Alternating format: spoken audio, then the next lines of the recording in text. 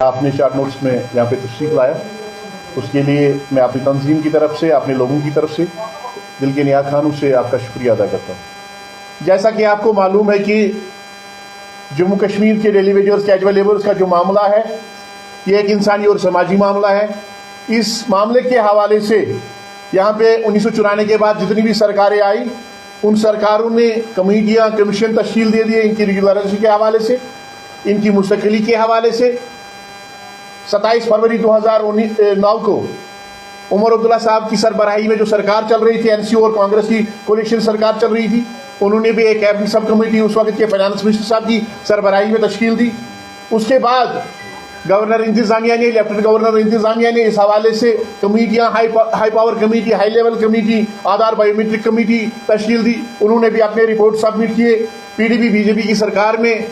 उस वक्त के ऑनरेबल फाइनेंस मिनिस्टर जनाब हसीब राबू साहब ने एक कमेटी तश्कील दी। उन्होंने भी अपनी रिपोर्ट पेश की और उस रिपोर्ट के तनाजुर में SRO 520 बनाया गया और उसमें हमारे साथ वादा किया गया कि 74 ये 7th पे कमीशन इम्प्लीमेंट करने के बाद इसमें तरामीम किए जाएंगे और तमाम मराहत यहाँ के डेली वेजर्स कैजुअल लेबर्स को दिए जाएंगे। उसके बाद जो 5 अगस्त 2019 के बाद सरकारें चली गई, यहाँ पे एक नए दौर का आगाज हो गया। Honourable prime minister of India ने on the floor of house ऐलान किया, ऑनरेबल होम मिनिस्टर साहब ने जम्मू में ऐलान किया।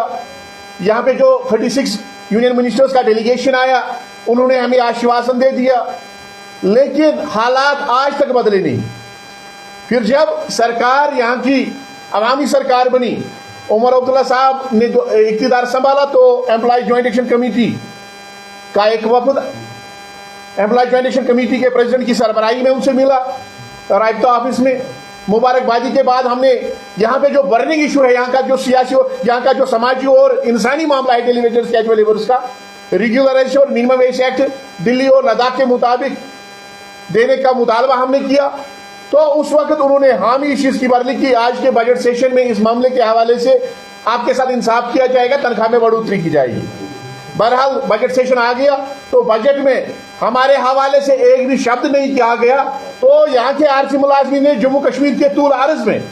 खासकर अगर हम कश्मीर वादे कश्मीर की बात करेंगे, यहाँ पे एक बहुत बड़ा प्रदर्शन हो गया,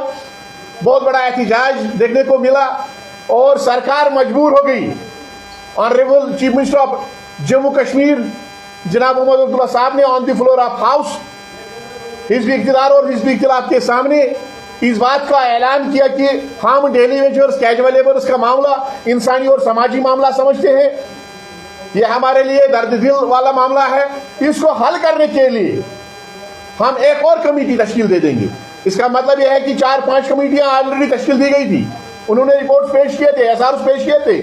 और उसके बाद 19 मार्च 2025 को चीफ सेक्रेटरी साहब की सरबराही में और एक कमेटी तश्कील दी और 19 सितंबर 2025 को उस कमेटी का जो मियाद है, उसका जो टाइम फ्रेम दिया गया था, वो मुकम्मल हो जाता है। तो आज हम उस कमेटी के सरबराह और वर्दी चीफ सेक्रेटरी साहब और यहाँ के चीफ मिनिस्टर साहब की खिदमत में एक गुजारिश करना चाहते हैं कि जो कमेटी ने रिपोर्ट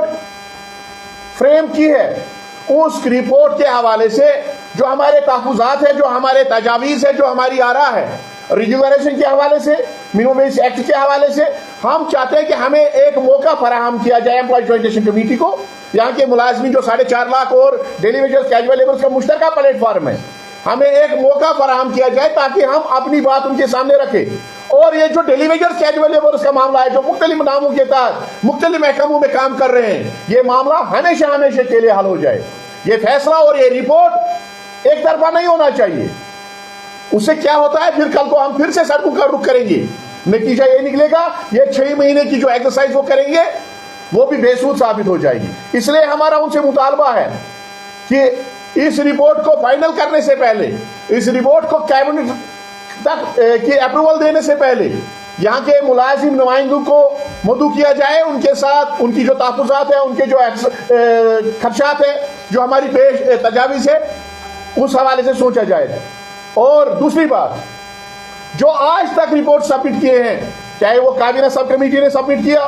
चाहे वो यहाँ के हाई पावर कमेटी ने सबमिट किया, चाहे वो आधार बायोमेट्रिक कमेटी ने सबमिट किया, चाहे वो पॉलिटिशियंस के मेन स्ट्रीम पॉलिटिशियंस के दौर में वो कमेटियां बनी, चाहे वो गवर्नर और लेफ्टिनेंट गवर्नर इंतजामिया के दौर में कमेटियां बनाई। उन कमेटियों ने जो रिपोर्ट पेश किए, जो एसआरओ पेश किए, उन का मुताला करने के बाद, उनको स्टडी करने के बाद हमने उनका जब जायजा लिया तो हम चाहते हैं उसको मद्देनजर रखते हुए सरकार और यहाँ की जो कमेटी डेलीवेजर्स के हवाले से बनाई गई, उनकी खिदमत में कुछ गुजारिशात करना चाहेंगे। हम रेगुलराइजेशन यहाँ के तमाम जितने भी आरजी मुलाजमीन है मुख्तलिफ महकमों में, जिनको पुराने रिपोर्ट्स में नहीं लाया गया है, चाहे वो सीजनल है, एचडीएफ है, लैंड ओनर है, आईटीआई वर्कर है, चाहे वो कंपा है, जितने भी यहाँ पे कैटेगरीज है, एजुकेशन वॉलंटियर्स है, सीपी वर्कर्स है, कंटेंजेंट पेड वर्कर्स है, लैंड ओनर्स है, आईटीआई वर्कर्स, जितने भी यहाँ पे हैं, उन सबको इस दायरे में लाया जाए ताकि इन सब का मामला हमेशा हमेशा के लिए हल हो जाए। हम सब ने अपनी जिंदगियों का प्राइम टाइम दे दिया है, 20 साल, 25 साल, 30 साल हमने यहाँ की सरकार की खिदमत में, यहाँ की आवाम की खिदमत में दी है। हमने चाहते हैं एक बार फिर हम रिपोर्ट सबमिट करने के बाद सड़कों का रुख करें। हमारी गुजारिशात है कि उन रिपोर्ट्स में एक तो सरकार ने रेट कम दे दी, जब माहाना की तनख्वाह उनको देनी थी, चाहे उस वक्त सरकार ने मिनिमम वेज रेट क्या मुकर्रर की थी, तो उस रेट को नहीं दिया गया, उसे कम रेट दी गई, उससे कम उजरत दी गई। एक तो ये, और दूसरी बात,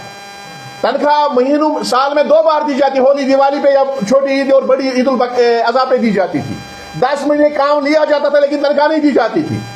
और हमने देखा जब एसआरओ 64 के तहत या एसआरओ 520 के तहत फाइल्स ली गई, प्रोसेस किया गया रेगुलराइजेशन के लिए, उस वक्त खाली उन मंथ्स को कंसीडर किया गया जो यहाँ के आरजी मुलाजमीन ने जिनकी पेमेंट हुई थी। जो लोगों ने काम नहीं किया, जो लोगों ने काम किया था, उसके बाद एक तो काम लिया गया, ऊपर से तनख्वाह नहीं दी गई। और जब उसको रेगुलराइजेशन की, उस बंदे को रेगुलराइजेशन की बात आई तो उसको खाली पेमेंट मंथ्स की को कंसीडर किया गया लेंथ ऑफ सर्विस में। तो हमारा मुतालबा होगा जब सीरीज स्टेटमेंट और टीवी स्टेटमेंट, उस वक्त हमारी जो लेंथ ऑफ सर्विस वो वर्किंग कंसीडर की जाए। और दूसरी बात, जो हमारी बकाया जात तनख्वाह है, मुख्तलिफ महकमों की मुख्तलिफ महकमों में जो मुख्तलिफ कैटेगरी के तहत काम करने वाले हमारे आरजी मुलाजमीन है, कोई एक रेट लेता है, कोई दूसरी रेट लेता है, किसी के 100 महीने बकाया, किसी को 10 महीने बकाया, किसी 18 महीने बकाया है, किसी का 150 महीना बकाया है। हम चाहते हैं या तो वो बकाया जात वागुजार किया जाए, या जो वो पीरियड है जब रेगुलराइजेशन की जाए तो हमारी उस सारी सर्विस को सर्विस के साथ जोड़ा जाए, वो सारा जो पीरियड है वो सर्विस के साथ जोड़ा जाए। और दूसरी बात, कैबिनेट सब कमेटी ने पिछली बार रिपोर्ट सबमिट किया था, उसमें उन्होंने 2 चीजें कही थी। रिपोर्ट पर सबमिट किया था उन्होंने, हेल्थ वर्कर्स पोस्ट की क्रिएशन करो, या यहाँ पे सुपरनमरी पोस्ट की क्रिएशन करो, उनके अगेंस्ट इनको रेगुलराइज किया जाए। लेकिन उस